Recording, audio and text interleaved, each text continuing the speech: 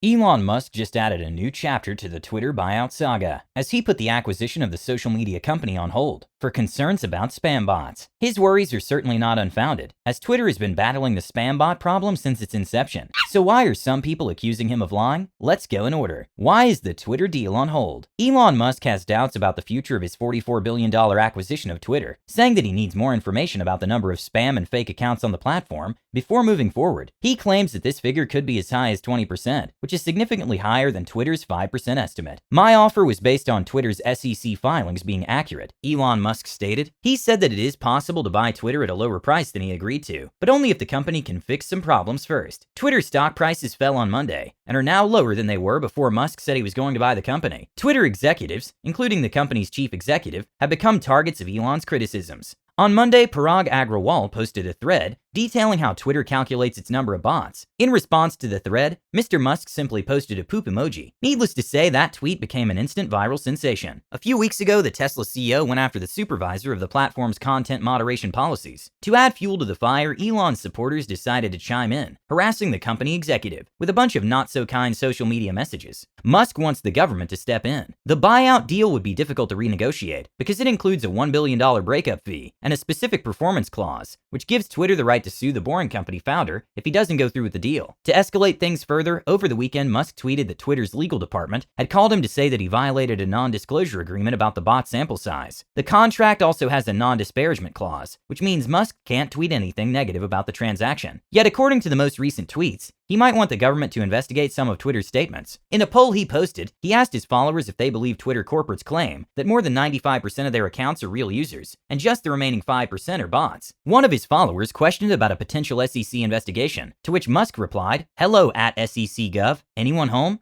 Ironically, Elon Musk doesn't like the SEC, and he's been pretty vocal about it in the past. The SEC is a government organization that helps to regulate businesses. They make sure companies are following the law, and they also investigate when there might have been a mistake. Mr. Musk was upset with the SEC because they investigated him for tweeting about taking his car company private. But according to Elon, it was just a big misunderstanding, and he says he didn't do anything wrong. That didn't stop the SEC from fining him $40 million in penalties in 2018. Is Elon lying? And speaking of his troubles with the SEC, Chris Isidore of CNN Business seized the opportunity, publishing a piece on how rules don't apply to Elon Musk. According to Isidore, the Tesla CEO has always done things his own way. Even when he doesn't follow the rules, he doesn't get into trouble. For example, when he recently acquired nearly 10% of Twitter's stock, he avoided making the legally required timely public disclosure. He also doesn't always follow the rules about recalls for his cars or safety warnings from the government. Recently, he didn't even bother to ask for permission before testing a new rocket called Starship. But so far, nothing bad has happened to him in terms of legal repercussions, the journalist complains. Matt Levine on Bloomberg.com published an article in which he wrote without hesitation nor mincing words that Elon Musk is just lying about this whole bot ordeal. According to Levine, the SpaceX founder knew about Twitter's estimate of just the 5% of their users being bots. Musk knew those estimates and declined to do any non-public due diligence before signing the merger agreement. He knew about the spam bot problem before signing the merger agreement, as we know because he talked about it constantly, including while announcing the merger agreement. If he didn't want to buy Twitter because there are spam bots, he should not have signed a contract to buy Twitter, Levine wrote in his article.